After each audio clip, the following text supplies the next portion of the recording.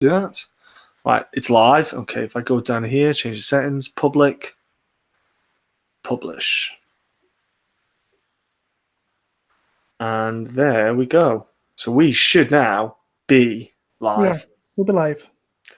Now, I'm not the smartest man in the world, so I'm going to say that we're live. Let's check this out. We're 100% live, mate. We're 100% live. Wonderful stuff. Okay, ladies and gentlemen, welcome to the MMA Huddle.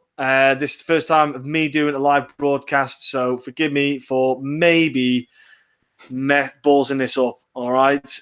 So, like I said, me and Will are here to give you a breakdown because we had a bit of an issue with Easter and we just had a life and enjoyed ourselves. Isn't that correct, Will? We had a good time and did our own thing and just a double bubble bank holiday.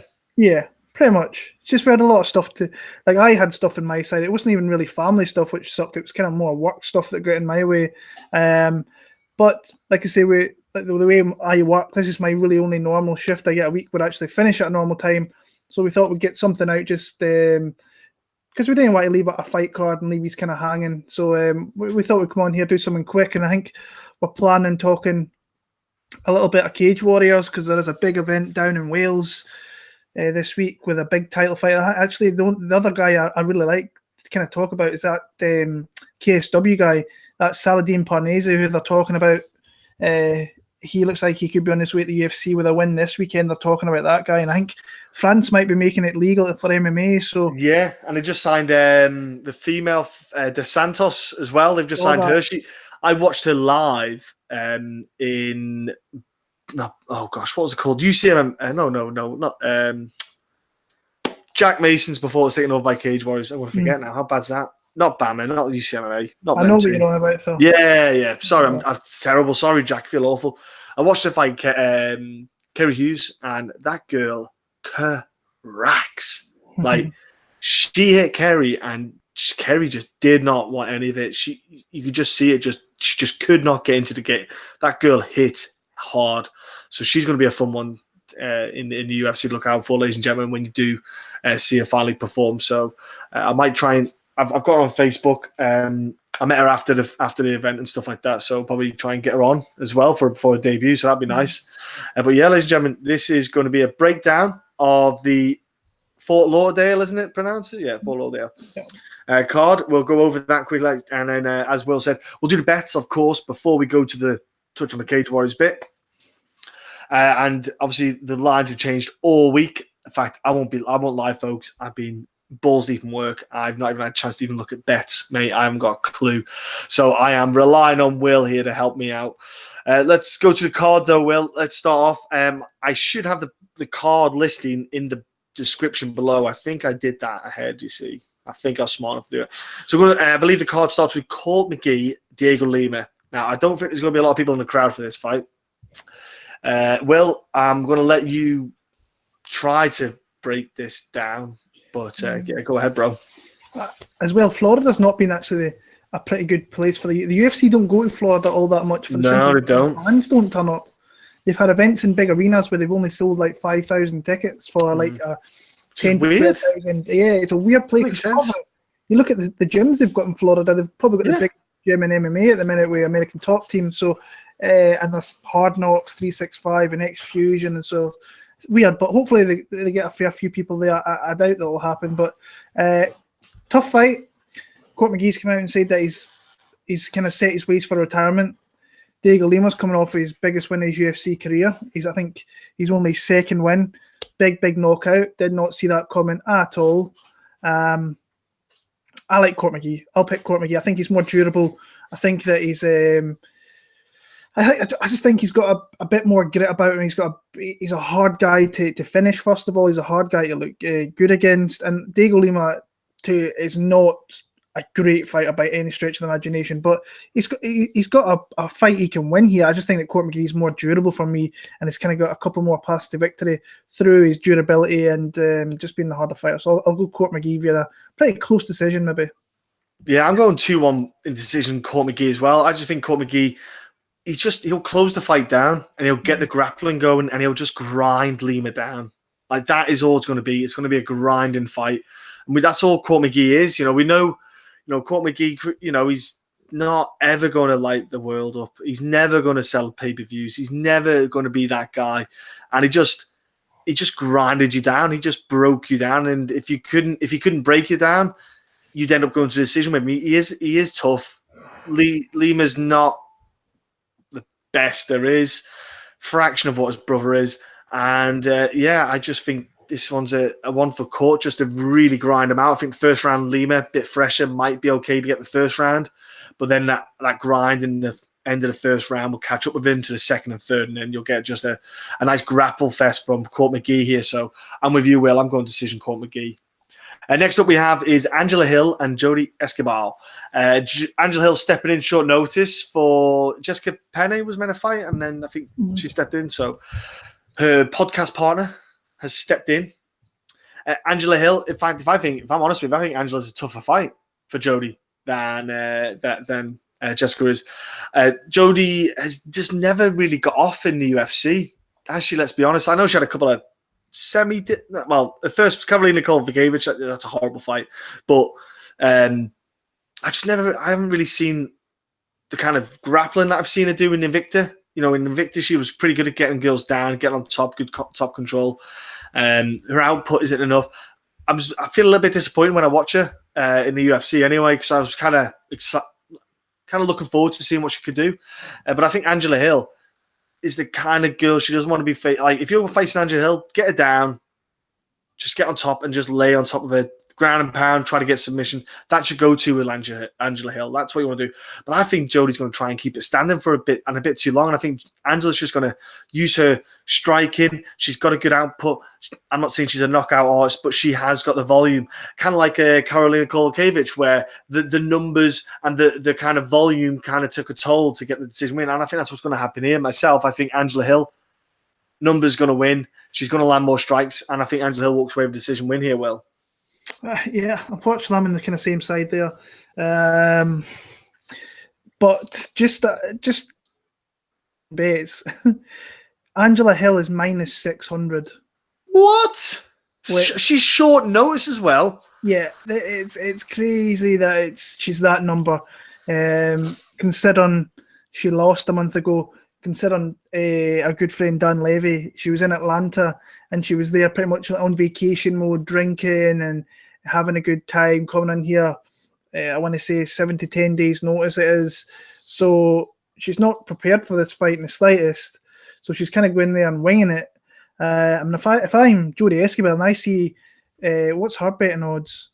She is plus 450. Like in women's fights, in my opinion, you should never have lines like that.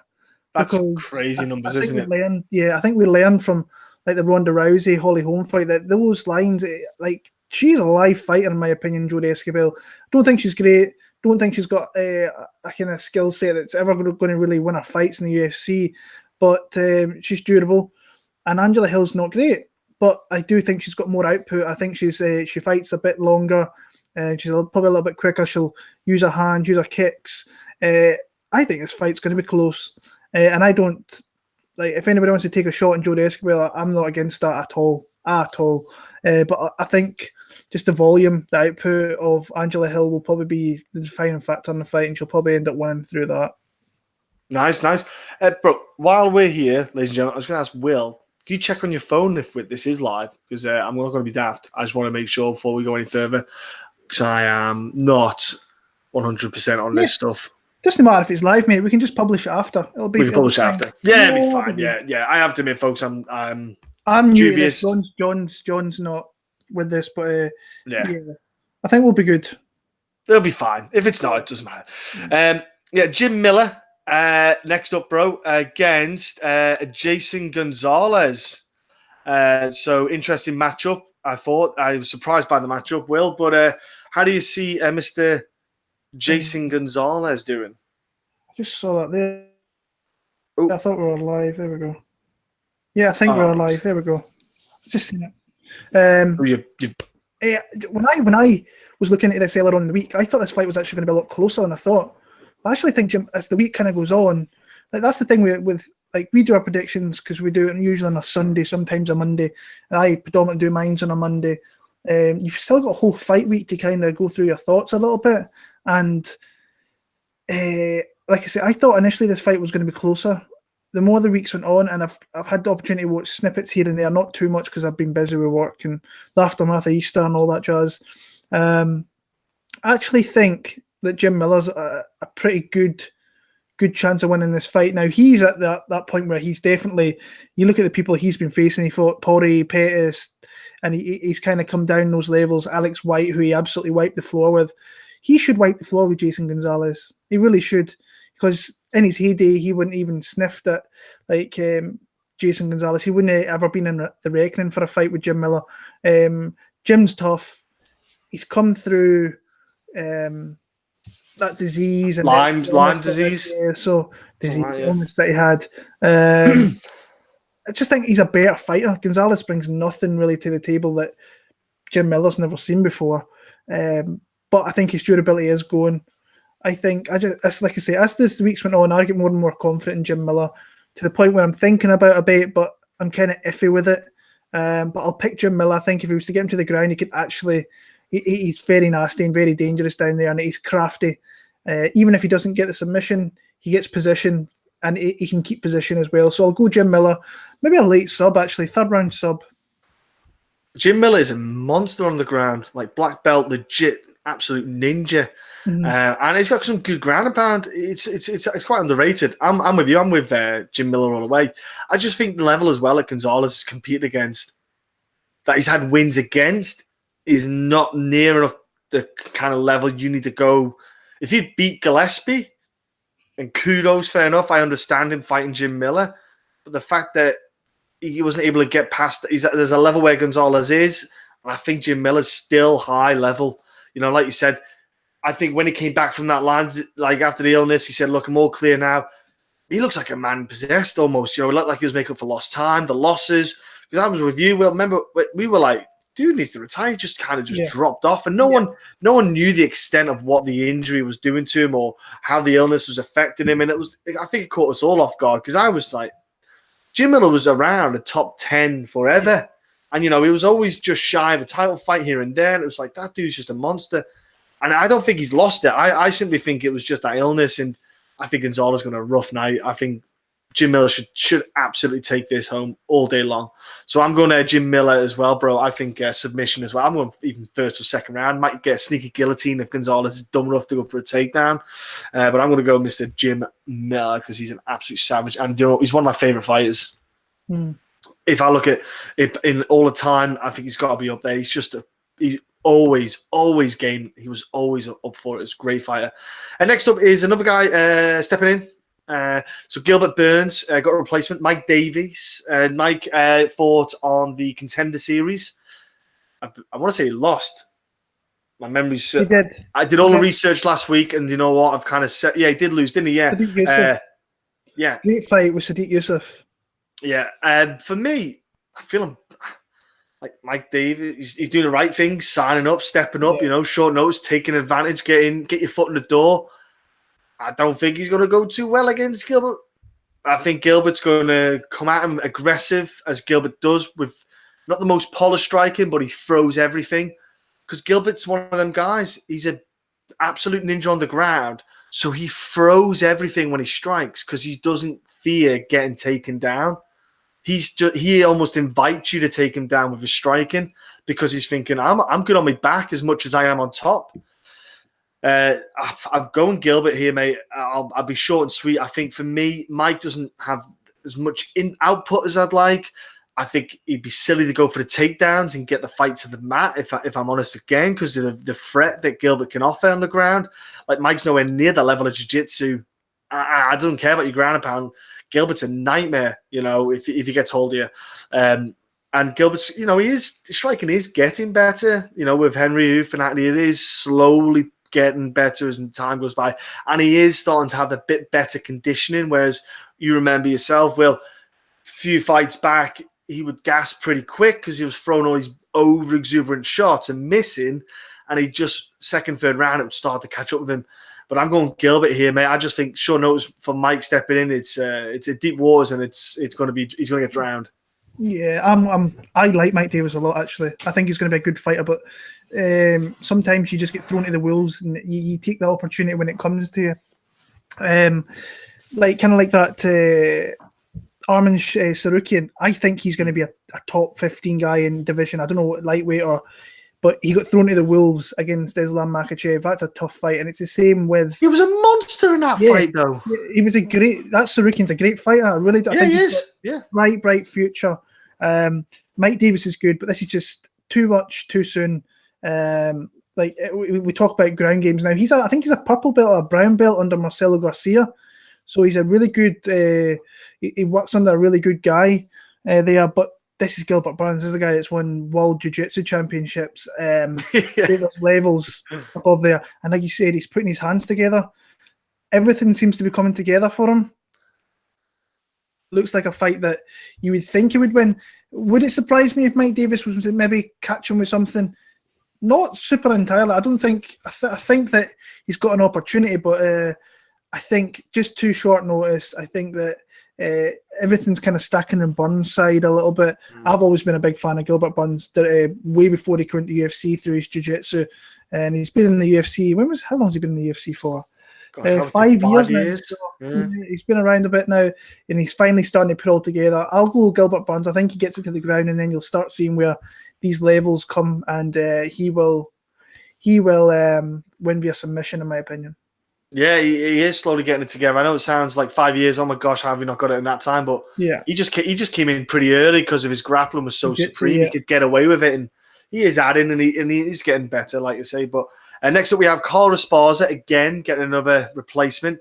This card got absolutely murdered with replacements. If you look at the actual whole replacement list, it's insane. Stepping up, taking in Shauno's bout is the Invicta champ, Virna. Here we go. Jandiroba. And, dude, I've got to admit, this girl here, Virna, she is a good fighter. Legit fighter. In Invicta, she did well in the fight. But I've got to say, she's got a tough... Again, not because it's short notice. I just think it's the wrong style of matchup. I think Carla's wrestling's got to take ownership here. Now, I know that Suarez mauled Carla, but Suarez, ladies and gentlemen, I think we mentioned it a while back, she's going to maul everyone. Yeah. She is going to wear that belt at 115 and then go to 125 and have that belt too. I can see it. I can just see her getting both titles. I'm not saying in the same time, but she could definitely do both titles. Absolute monster she is. But I think Carla, though, is still a better grappler than Virna. I think Virna's striking's not too bad, but then again, Carla, we've seen the improvements in Carla as well. You know, recently she strike, like she had a squeaky, iffy decision against who's the beautiful lady, the Brazilian beauty, Cadelia. Thank you. Yeah. That was a questionable decision win for Claudia, but I just think Carla's got this one. And this stylistically works well for Carla for me. I think her wrestling can take the win, and I think her striking's a little bit better than Virna. I think Virna does throw strikes to open up for her own takedowns because Virna likes to get the takedown and get on top. I just think she's going to get on top, Carla, and she's going to get this win. I think wrestling's going to show and shine through in this one. Yeah, I'm with Carla Esparza as well. This is a lot of this is just looking here and there on like Twitter a little bit. A lot of people are pretty confident in Virna. From what I see, and I've seen her for a couple of fights now. Obviously, being Invicta, I catch that when I can. This is a big step up from who she's facing. She faced Inoue, Mirandin, and Invicta. We really haven't seen much with her hands. Her jiu-jitsu is really good though, and some of her takedowns are very good. I just don't think she's going to hold Esparza there though. And I don't think she's going to have the opportunity to use her jiu-jitsu, so that means she's going to have to strike a lot more. The thing with Esparza, though, she does get taken down, and Virna Jandiroba, she's got fairly decent, like as a top game for pressure staying there, but I still think Carla will find a way to get back to her feet. I don't think she'll hold her down, and she's got enough jiu-jitsu, I think, herself to get back to the feet, enough positioning and so on. And then on the feet, like I said, I've not really seen all that much from the newcomer. And Esparza, like she's never going to be a great striker, but there's definitely the last couple of fights you've seen that you can't really take anything away from the Suarez fight because, like you said, that girl's different gravy. She's a champion in waiting at some point. So Can you imagine her and Rose? Yeah. It's an interesting. She's like I say, she's going to wear a UFC belt one day, so you can't take that away from her. The Gadelia fight, I thought she won that fight actually. When I rewatched that fight, I think I had Esparza at the time. We watched it. I still think she won that fight. Yeah, I'm with you. Yeah, and like I say, on the feet, I think that Carla beats her ass up a little bit, and she's not good in the feet, but she's definitely putting in more work there. She can't spend vast majority of the rounds on her back with this girl on top of her because she'll lose a close decision.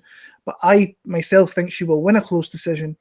It could be like very, very close. Could be one of those controversial kind of split decisions again. But I like Carla Esparza. Like she's went from a pretty, not a hefty favourite, a kind of slight favourite to she's now an underdog.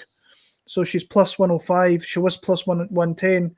And I myself have bet on Carla Esparza at plus 110. Nice. So it's just one that I spotted out fairly quick, and I think it's going to be close.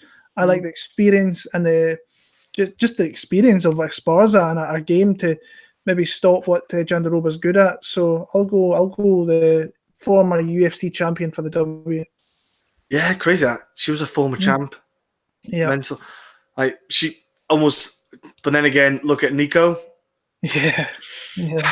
She had to take roids to get confidence to beat Shevchenko, and that didn't even do now. Didn't help. That's everyone. Like Nate Diaz said, everyone's on roids. They're all on roids. No one. They're not proving us wrong, are they? You know what I mean? Next up, we have Andrei Arlovski. Got to admit, 2 wins in 9 fights, and he just says he's happy and he's enjoying himself. I'm like, no, you're not. You enjoy getting a paycheck, mate. Augusto, Sakai, man, like, what are you seeing in this one, bro? Yeah, I can't pick a guy that's lost 7 of his last 9. 7. In fact, is it 8 of his last 10? Yeah, because he lost to. He lost. Oh gosh, yes, he did, but they got. You're right. I forget about that. Sorry. So, and Albini, I mean, he was like a deer in the headlights in that fight, and then Stefan Struve he's not even fighting anymore. So, I mean, his last, I don't know. I can't. And Augusto Sakai's not even that good either. Very low output. I think one thing I did like, he actually kind of, when he does pressure a little bit, some of his strikes are good. He's actually pretty good moving back and striking as well. But this kind of fight screams to me that Arlovski might have a chance if it's very low output, and he keeps it defensively sound. If you don't hit him in the chin, then he's going to make it close over 15 minutes. Like I say, I could never ever bet someone like Arlovski who's losing as many fights as he is. I'm surprised the UFC keep him around because he'll not be on bad like shitty money. He's a former champion. He's a name to say the least. But I'll go with Augusto Sakai. Not super confident. I just think that he does more across the 50 minutes. I don't think it's going to be a good fight by any means, but give me Augusto Sakai. Would like to actually see Arlovski win, even though he's one of the biggest dicks you'll maybe get the opportunity to ever meet. But I'll go Augusto Sakai. Yeah, I'm going Sakai as well, man. I just think that he's got really hard leg kicks. Like, he has to cut to make 265 as well. He's a big boy. And he's got some... For a dude that size, honestly, he's got good technique for his leg kicks. Obviously, you've got to remember, if he's cutting to 265, let's say he goes to 270s, 275, 280. Let's say he goes 280, right? 280 is still heavy, hitting you. Doesn't matter what you are. So I think he can land on Arlovski. Because Arlovski likes to close that distance, so you're not in punching range, likes to clinch work and all that good stuff now, because he's not too keen on standing toe-to-toe, because as we saw, he is 100% chinny. He is, you hit him and his legs wobble. So I think he'll try to close the gap. I think he'll try to use his speed, which Arlovski will have, a speed advantage. He'll come in with a kind of like a mini blitz to close the distance. And that's where I think, like you said there, with a backward motion that Sakai has, he can land a counter strike with that. And that's where I think you might see they'll chicken dance. And that's where I think the leg kicks should be chopping in first round. Get those leg kicks in early on Arlovski, slow him down a bit. So when he does charge in, there's a slight delay in his movement, which can give you that advantage to get that. I'm going to go with Sakai, man. I think I'm gonna go crazy and say he goes and knocks Mr. Andrei Arlovski out. Yeah, I think he lands in there. Good night, sir. Next up, we have I think they try to make this happen for Ben Saunders to have a swan song in his hometown. Ben Saunders to Takashi Sato. The reason I say that is because Ben Saunders is from Florida. And as you and I know, well, he is on his last legs. Anytime he fights, anytime someone hits him in the chin, seems to have a problem with taking it. Yeah.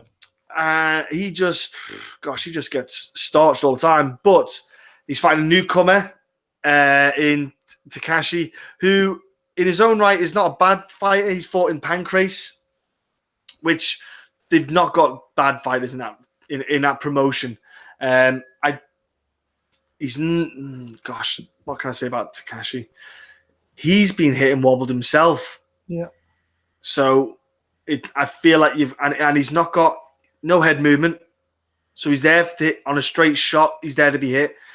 I wonder what his ground game's like, because Ben Saunders has got a good ground game. So if you're Ben Saunders, do you try to close the distance, get the hooks in, take him down with little sweeps and stuff like that?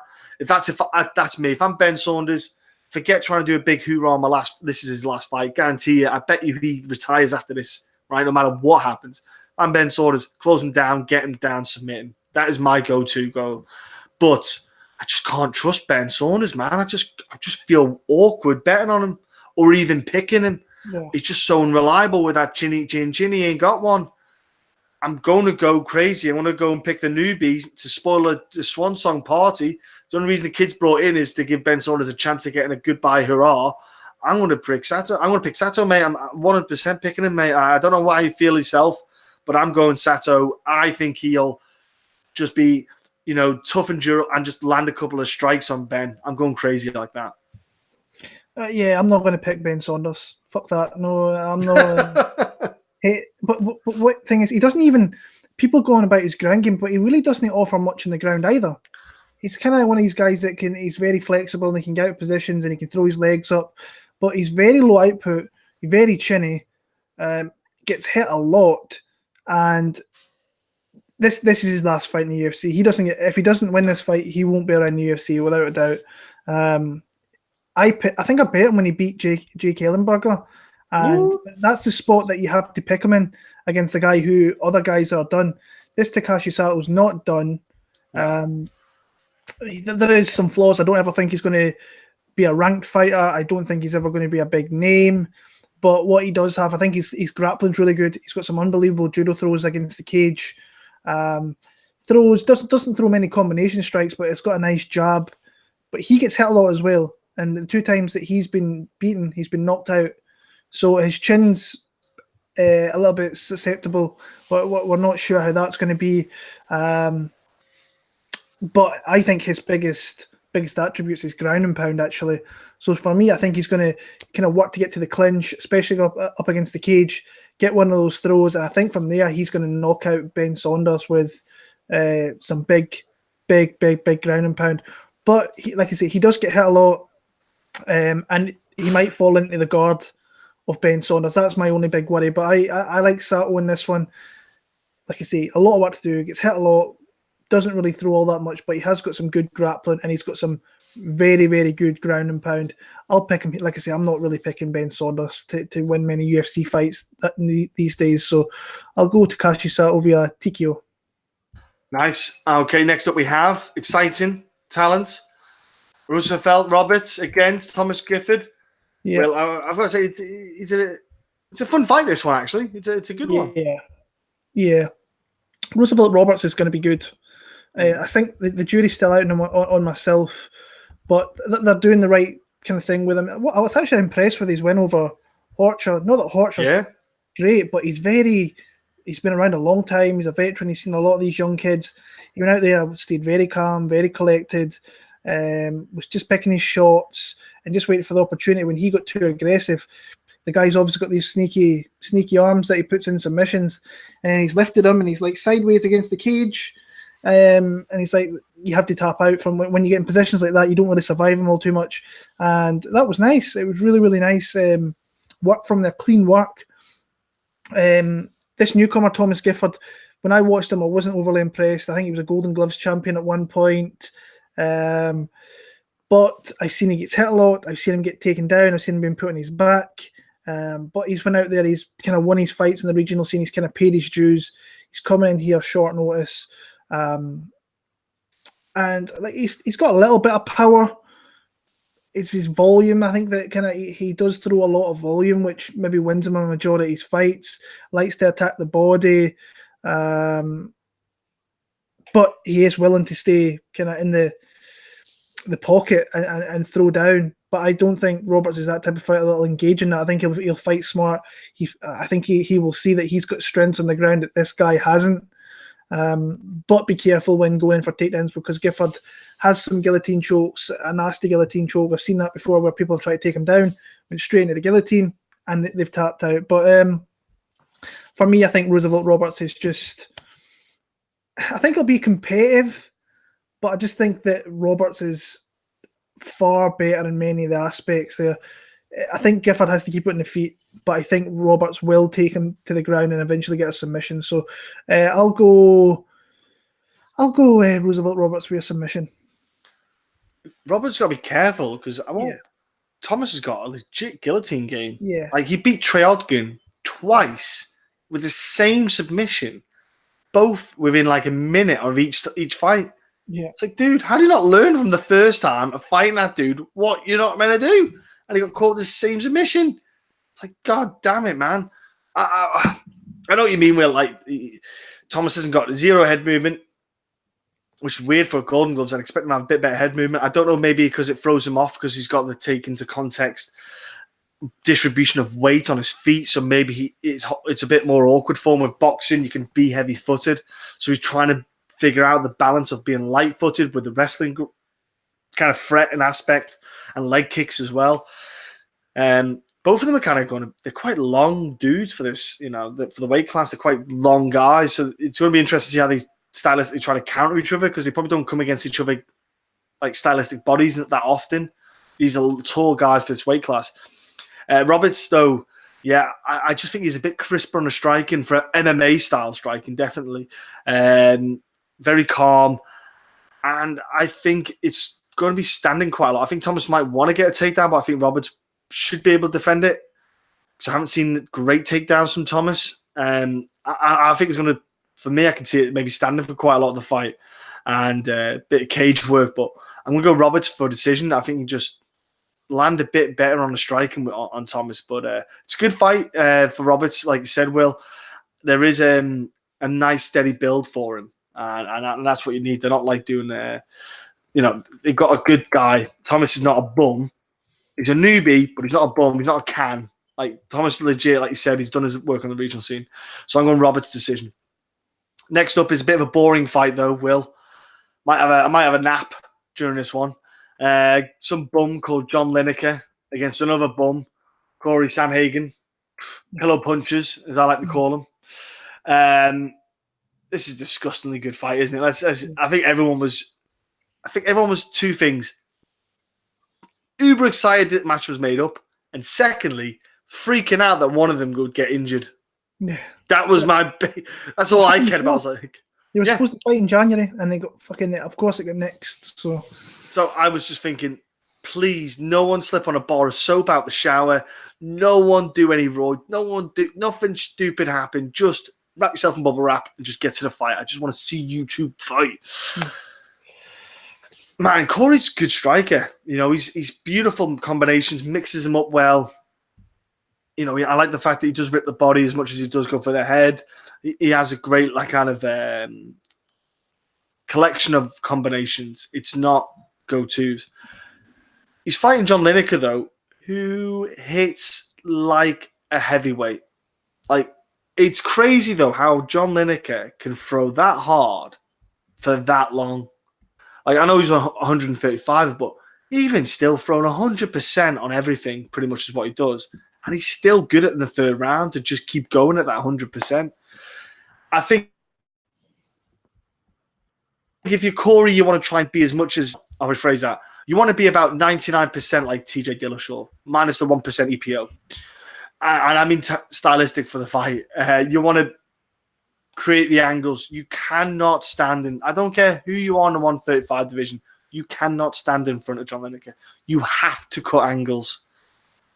I feel he can cut angles, but I just feel John Lineker has enough to get this win. I feel like he has enough power to cause problems for Cory, to kind of throw Cory off his rhythm, throw him off his movement and footwork, and not scare Cory, because I'm not going to say Cory, but make Cory a bit tentative to try certain combinations, because of he'll get hit a couple of times.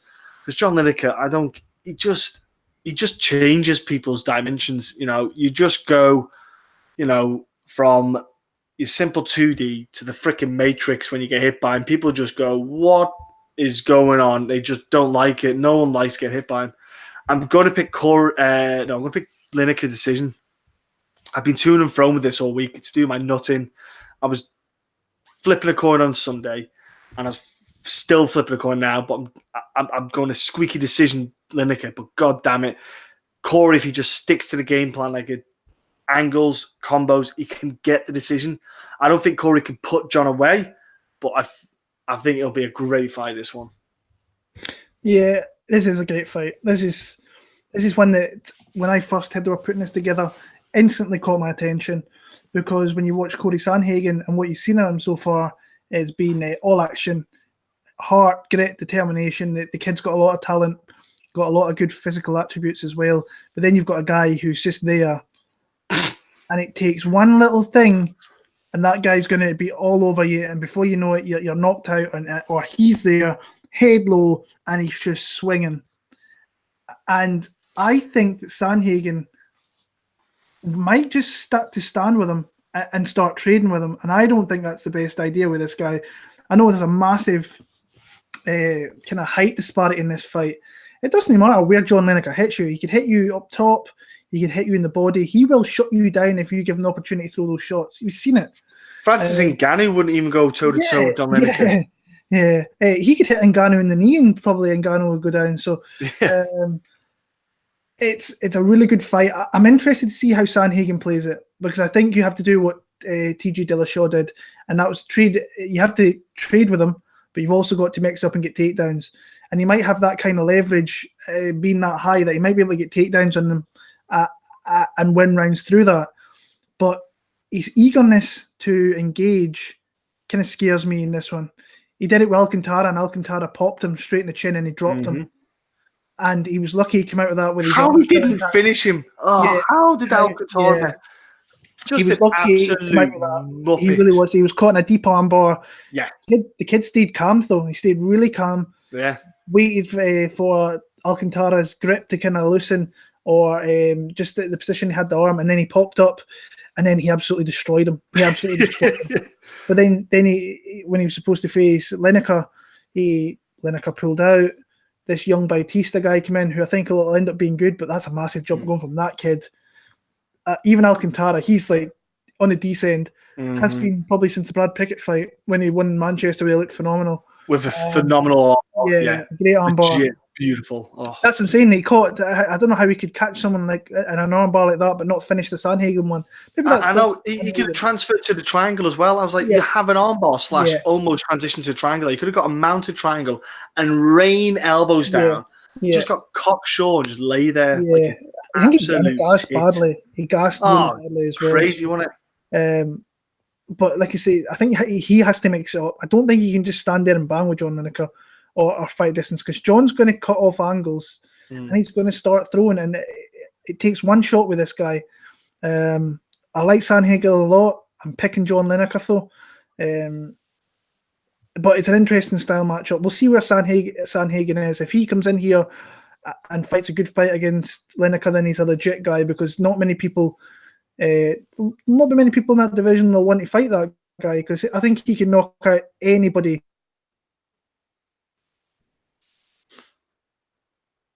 Oh, Will, you've cut out there. I just saw that. I was cutting out there. But 145, 125, he knocks people out. I don't care where he goes, he knocks people out. So I'll go John Lineker. Thing is, will he knock out Sandhagen? I'll say he will. I'll go with it. But I do like Sandhagen. I think he's got a big future, bright future. Yeah. But I'll pick John Lineker for the W here. Next up, we have the granddad Glover Teixeira against Mr. Cutelaba. Will, what are you seeing in this fight? Because it is the old ass guard against the semi-natural new guard. Yeah. I've got Glover Teixeira, actually. I kind of see this fight going two ways. Either Eon comes out, catches him early, and really hurts him, puts him out, which he can absolutely do, or he tries that hard that he maybe not to say he gasses himself out, but then he gives Glover the opportunity to just use that experience, probably do enough on the feet to mix in takedowns if he can, because Cutelaba's not easy to take down at all. Big, strong guy, but I think for me, I like the overall game of Teixeira if he doesn't get caught. He's always had great boxing. He's got really good wrestling, great jiu-jitsu. He is a really great fighter, but he is at that point in his career where he will win fights. He got dropped against Carl Roberson last time out, and came through that. He's going to have to kind of have that kind of fight here, where he might have to take a couple of shots to actually maybe get in on Cutelaba, because Cutelaba's a wild man. So yes, he really is. He's a wild guy. But I just like over the 15 minutes Teixeira to actually just use that experience and win a decision. Don't get caught. I think he might be able to ride out a win. But I think for the state of the division, maybe Cutelaba winning is actually better. But for me, this fight was initially in Cutelaba, but the kind of more I kind of looked into, I thought, I actually think Teixeira's got enough to win this fight here. So I'll go Glover via decision.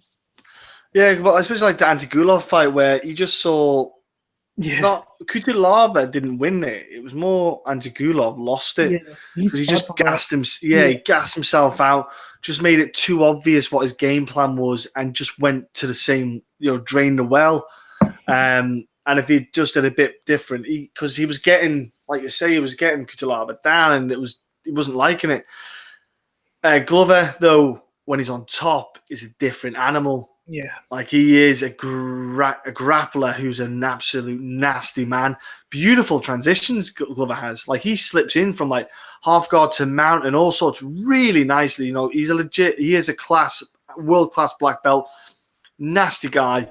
He's got good submission wins. Because it was a head-on trip against Carl, wasn't it? Yeah. And he didn't even have it fully in. That was like, if you watch that head-on choke was not even 100% in, and that choke squeeze is ridiculous.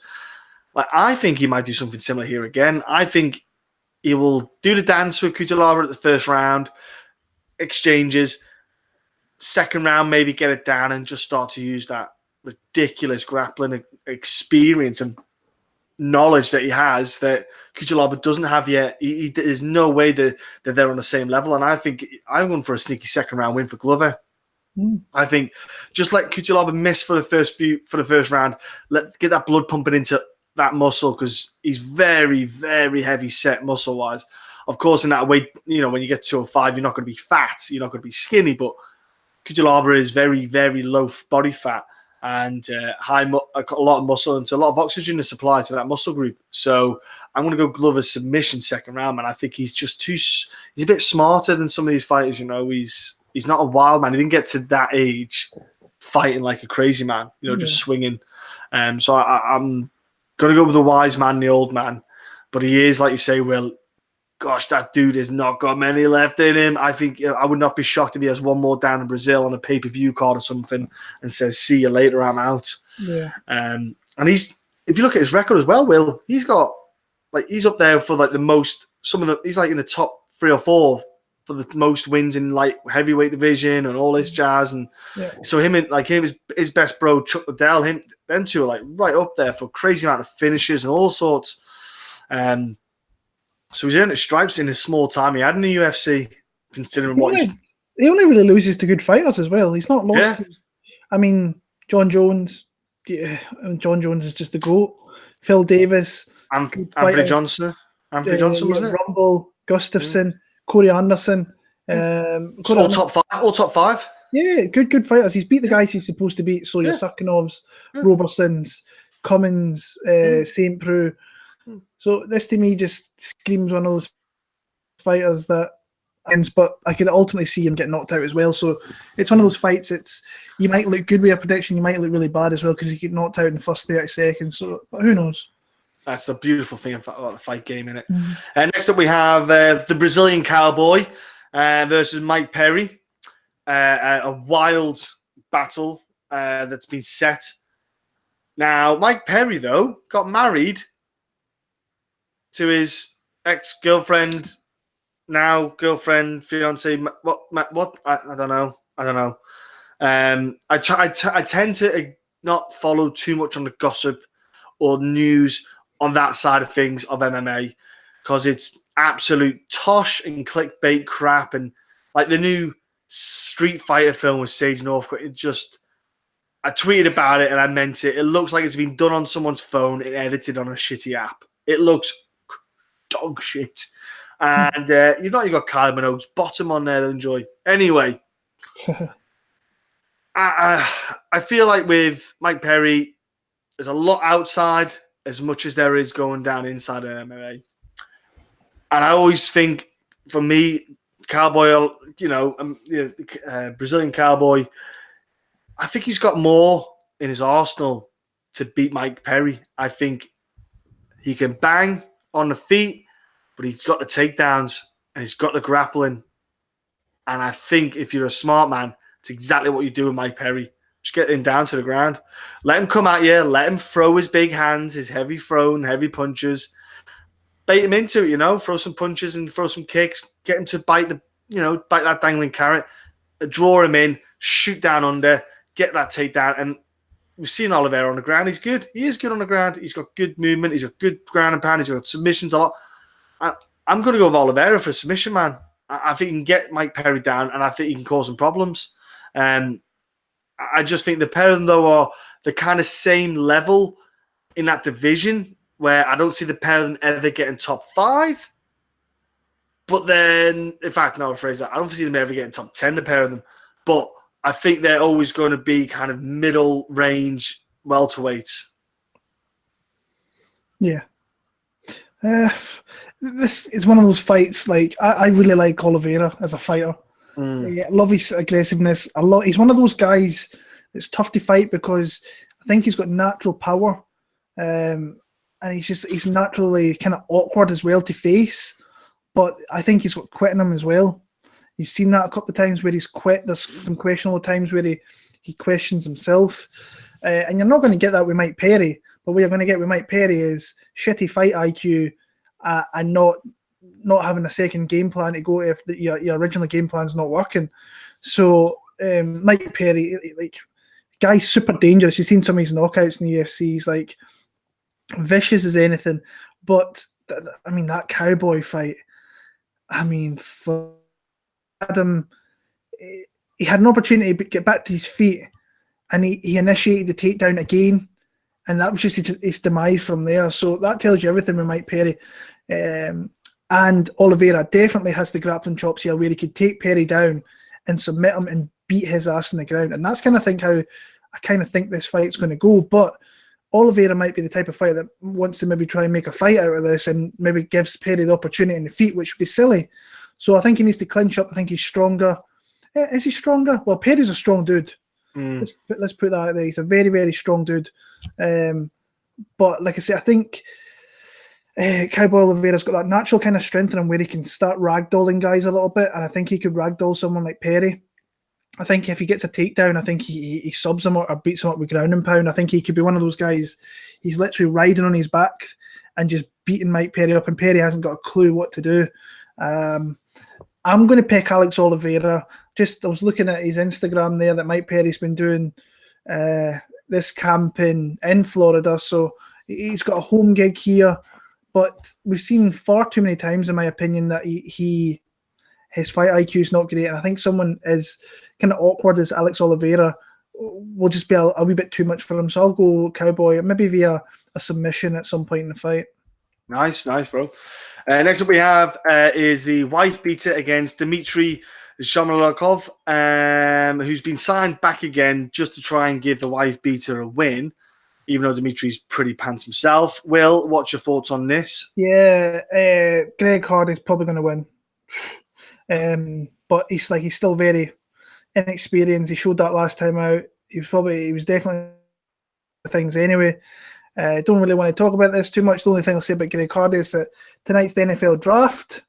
Cardinals got the number 1 pick, which obviously says we were the worst team in the league last year. So that's not the best the best thing going into the first draft pick of the night, first draft night that they have here. So that starts in the next hour. I'll be clued in there to see whether we take a quarterback or we take Nick Bosa or Quinnen Williams. But regarding this fight, I don't really want to talk about Greg Hardy. Greg Hardy's, he's like I say, Smoliakov's been brought in here to get a win, to take a loss. Sorry to Greg Hardy. Greg Hardy's probably going to knock him out in the first couple of minutes of the fight. I'm going to go with Dmitrii because I'll never pick the wife beater because he is a piece of shit. Yeah. And that is all I have to say about that fight. I'll never, ever review or look at his fight. And if I ever met him in person, I'll tell him he's an absolute scumbag cunt. Mark my words. Next up, we have main event, though. Actual real fighters, talented fighters. Jacare has got a replacement. Oh, in fact, I would phrase that. This whole main event, this changed every fight in the world. Almost was going to every middleweight in the world was put into this one. Finally, though, Jacare has got Jack Hermansson stepping in, bro. Now, big step up for Jack. Why not take it? I would. You know, you look at Jacare, later stage of his career. If you're Jack Hermansson, you're on a tear. Things are clicking. Let's go for it. I'm going to go. If I'm Jack, I'm taking it. I'm good. Let's look at the facts, though. Jacare doesn't lose to anyone. Rubbish. I'm not saying Jack Hermansson is, but he doesn't use. Jacare is a tough guy. One thing that surprised me was that Chris Weidman fight, man. I showed toughness, which I was surprised about. He showed good durability, but he showed hands, man. He showed power. He showed good hands. Head movement. Like, he was popping away from that jab like there was... Like, Chris couldn't land that jab for toffee, man. How many times he threw those double jabs and Jacare's like, bitch, what's this, bitch? Oh, man, it was beautiful. It was just like, you could literally see Jacare just smiling out going, come on, is this it? Ah, man, I was super impressed, man. I was like, Jacare somehow, even though he's at the later stage of his career, he's still adding to his game, and that's a big thing, you know, because he can easily just sit there and go, man, I'm just going to take these bitches down and choke them out, and that's all I need to do, you know. People don't get up. When I get on top, people don't get up, and it is one of those worries, you know. Jack Hermansson, when he is on top of you, he is a monster, horrible ground and pound, makes you want to just go away and wish you never were there in the first place. But can I see Jack getting him down and getting on top? Not really. On the feet, I think Jack's good, not a bad striker at all. He hits well, moves well. I think Jacare is going to surprise him with what he can do. I think Jacare's movement. I'm actually going to go Jacare in this fight, man. It pains me to say because I love Jack Hermansson. I love this kind of resurgence that he's getting, the fights that he's doing. But I'm going Jacare. I just think, even though, again, like a Glover, old horse, he's looking really good, though. Jacare, he's weirdly looking really good form. 5-round fight. I think Jacare can get a submission win, man. I think, you know, at some point he can get the fight down to the ground. Even if they're standing and banging, I think Jacare can still get this fight to the ground at some point. And when he's on top, man, I could just... Like, you look at his fights, people. Look how well he's just trying. Look how easy he moves from transitions. Like, it's not easy to do that, but he makes it look like the guy's not fighting back. It's disgusting how good it is. And man, he's just a bloody goddamn wizard on the ground. I think I'm going to go submission later rounds for Jacare, but man, in my heart though, I kind of want Hermansson to win because awesome dude. Watching you and I watch some Cage Warriors progressing, so it's a kind of thing like that. You kind of want him to do well, but I kind of picking Jacare, bro. Like I say, it's another massive jump for. Like, he's not only jumping into the top 10, he's jumping into the top 5, top 3 of that division. So it's a massive, massive jump. So I'm going to pick Jack Hermansson. I'm going to take a flyer on. Nice.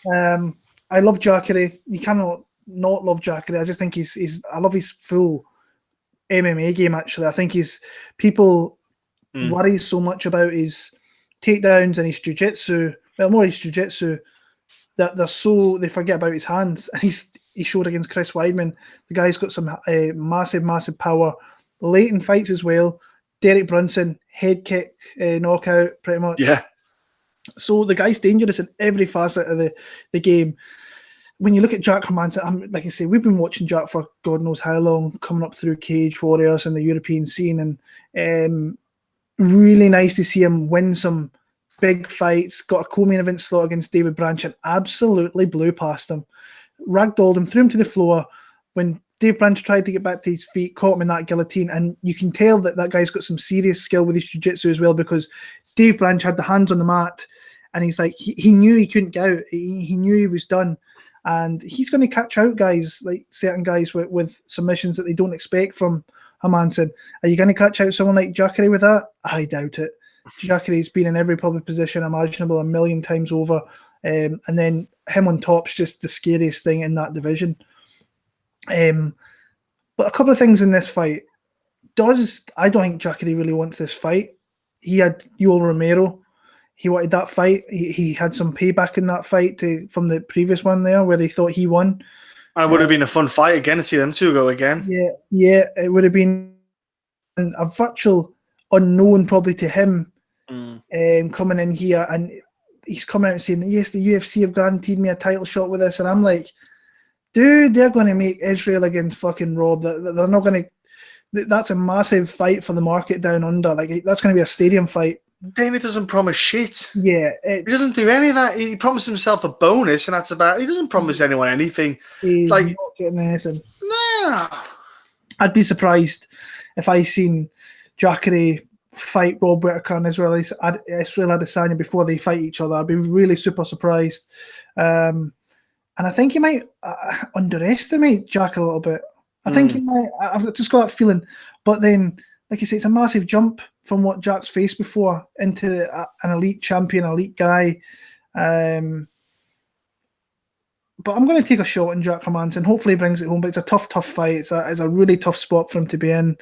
But I hope he really does the business and gets himself, because if he wins this fight, he puts himself in that top 5 of that division, which is huge for him. That opens up so many big fights for him going forward. I'll pick Jack Hermansson. I think that Jacare can tend to gas a little, not gas, but he is old. He's not a young guy. He slows down. He's more. Yeah. I think he's more efficient. Is more what he's trying to be, because he knows he can't go. Yeah. High output. He just picks the time when he goes. But I think Jack's a machine. I think he can go. Like, he doesn't stop. Even when he's hurt, he doesn't stop. He will fight through that. He's kind of got the heart of a Viking. And he comes forward. And I think, like I say, if he was to get in a position where he can win ground and pound, he will knock out Jacare, in my opinion, especially if it's in that mid part of that fight, where Jacare is maybe not as defensively sound, maybe on his back or maybe in side control. And the way Jack throws his ground and pound, who knows? So I'm going to go TKO round number 3 for the Joker. Nice. Yeah. Now we're going to go to the bets, though, Will. Because like I said, the lines have changed. Things are moving. What have you done so far, but what do you see there now that potentially could be up for grabs? Well, I've got Carla Esparza, plus 110.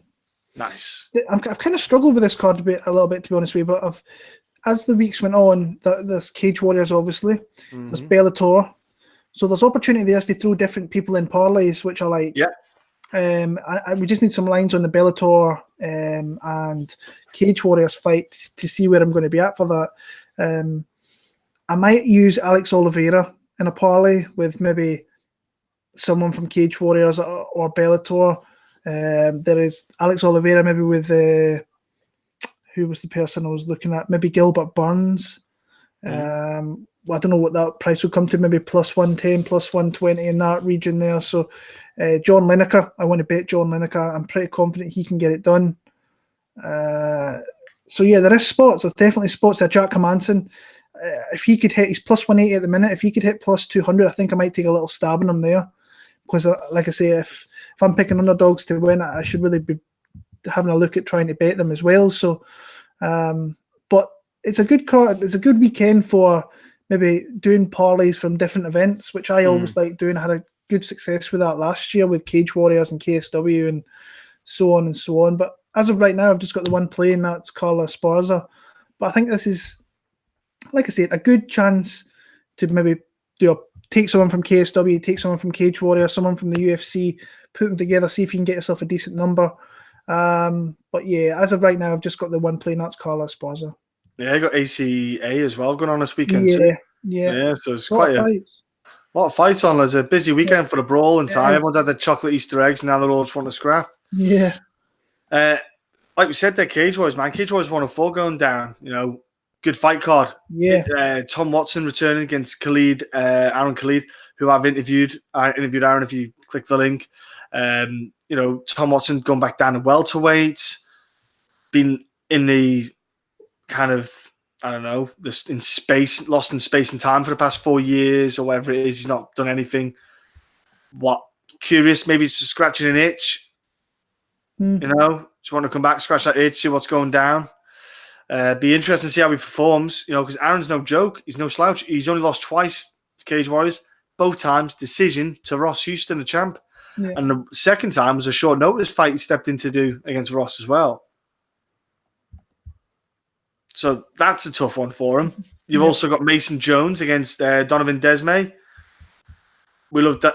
Mason Jones, entertainment all day, him. Yeah. Great one to watch. I interviewed him too. Not that I'm plugging, just saying. Cory McKenna back, the young starlet. She's got bags of potential. Back from Team Alpha, Alpha non-binary, and she's fighting Fanny Redmond. Yeah, it is Fanny. And Cory, want to come back after a loss last time, but she's just a young gun, and she's got super amount of potential in her to be a nightmare for people. Again, I've interviewed her too. Just saying, if you want to check that out. And Jack Shaw against Scott Malone, bantamweight title on the line. Scott Malone, talented jock coming down to Wales to face the champ Jack, who is again ridiculous talent. Stupid talent for that kid. The stars are beckoning for that guy. He is going to be a talent. He's going to be in the UFC. No doubt about it. He's going to be fantastic. But Scott's going to be a danger. Scott's problem. Scott could absolutely go in and win this. I could see Scott and Jack in the future being in the UFC potentially. I don't write both of them off being in there. But man, yeah, I might have interviewed Jack Shaw as well. Just for out there. Jamie Richardson fighting Phil Wells in a rematch, which is mental. Mm-hmm. Even Jamie Richardson doesn't know why they're rematching. Not that I interviewed Jamie. Oh no, I did. That's how I know. Just saying it as well. Just in case you want to check it out, folks. But Will, what are you looking at this card, man? What are you seeing? Obviously, the main event. It's a big fight. It's a good fight. It's one that obviously caught my interest because Scott's from Scotland, and you always look out for your local fighters. And but Jack Shaw's a really super talented and one of the nicest kids you'll ever meet as well. Such a nice guy, and you only really wish kind of good things for him. And how I see that fight, I've got Jack Shaw winning the fight. I think he's got too much experience. He's got double the amount of experience of what Scott Malone has. And this guy, I think it's every fight pretty much been in the UFC for Jack Shaw, the UFC Cage Warriors. Oh, Cage Warriors. Yeah. So there's only one. He's had one fight that's not in. So he's had, this is his 10th fight in Cage Warriors. That's a lot of fights, by the way. And like the caliber opponent is kind of stepped up. He got Vaughn Lee, former UFC vet. Then got that short notice kid that came in, who actually looked pretty good in the fight. And then he beat Mike Ikendayo, which that was two undefeated guys going at it. And Jack really just showed that he's the full, in my opinion, the full package. He moves on. If he wins this fight, he moves on to 11-0. I think the UFC cannot not come and get this guy at this point. I think he's did everything he can in Cage Warriors. Maybe moving up, he can maybe get himself another belt if he wanted.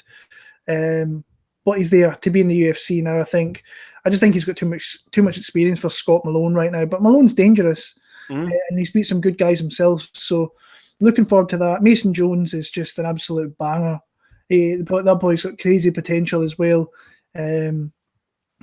Gets hit a little bit too much. But the funny thing is, when you hit this guy, I think it just sets him off. It's like a rocket. It's like Chris Lieben. Yeah, that's exactly what it is. When Formula came in there and hit him in the last fight night, he dinged him up a little bit as well. And yeah, caught him out, didn't he? Just cut him off. Yeah. And but that just set Mason Jones off, and then he just absolutely started annihilating him with the knees to the body and knocked him out at the end of the first round. So that guy's got crazy potential. Cory McKenna, she's coming through. She took a tough. I think her last one was a loss, wasn't it? Yeah, decision loss. Yeah. So which, to be honest with you, she probably won. It was a close fight, to be fair. Jamie Richardson, Josh Reed's on the card. So it's a good card. Main event looks great, so I'm looking forward to the main event. Aaron Khalid, I think, is on probably his best part of his. I want to say his career. I think a couple wins. In the right spot, and he's facing a guy in Tom Watson who's got so much more experience at the higher level. But taking 4 years off or near 4 years off is a big thing against a guy who fights as regularly as Khalid does. And he's 36, 37 now, probably. Tom is about 36, 37. It's not young. Older guy. It's a good card. Really like the fact that they're going back to Wales, taking another title fight there. Obviously, I would like to see Scott win, but I think Jack Shaw's just a level above right now, a big level above actually. And I'd be fairly surprised if Scott Malone went down to Cardiff and beat him down there. So, yeah, looking forward to that. Also looking forward to watching Saladini Parnesi at KSW. Big favourite in that fight there in Poland, where he faces Roman Szymanski. He's nearly like a 5-1 favourite. I think the UFC beckons for this kid, especially if they're starting to lift this ban in France. So some good fights to be had. And of course, Rory McDonald's fighting, Alima Leigh McFarland's fighting at Bellator 220. So there's good fights on everywhere for this fight card pretty much. And then that's pretty much a weekend. I think we'll be back for UFC Ottawa. Cowboy against Iaquinta's got some good fights on there. I've kind of been watching a couple of them tonight before I come on here quickly. I'll probably watch a couple more before the draft, and then over the next couple of days I'll be getting that in. I go on holiday from Saturday night for a couple of weeks, so I'm like, yes, I'll be able to get a lot done then. But unless you want to add something, I'm pretty much done for this and that. Yeah. This is my really late. Life got in the way, and it doesn't happen that often when we're doing it on a Thursday. So, shit happens sometimes. So we sorted something out. Yeah, exactly. Shit happens. We'll be back again in a few days with the new card. Yeah. Enjoy the fights. Yeah. Enjoy the violence. Subscribe. I forgot to do it at the start. Tits ass shit. Don't worry about it. Thanks for getting us to 500, by the way. But I'll mention that again. We'll mention that again on this Sunday coming at the start. All right. So there you go, folks. Thanks very much for tuning in.